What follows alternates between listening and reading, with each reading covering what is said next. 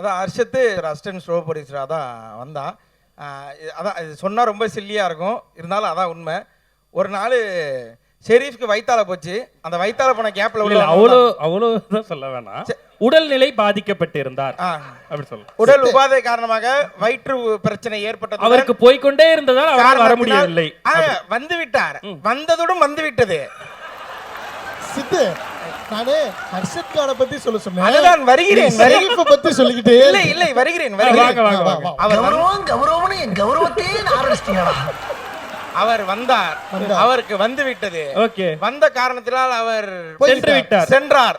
சென்றவுடன் நாங்கள் காலம் நேரம் அதிகமாகிக் கொண்டே போனது. ஐயோ, நாங்கள் மொழி பிதுங்கி போய் நின்றோம். திரும்பி பார்த்தோம் அர்ஷத் கான். அவனிடம் ஒன்றுதான் கேட்டேன், தெய்வம் போல் காட்சி எழுதி உனக்கு வருகிறதா? இல்லை.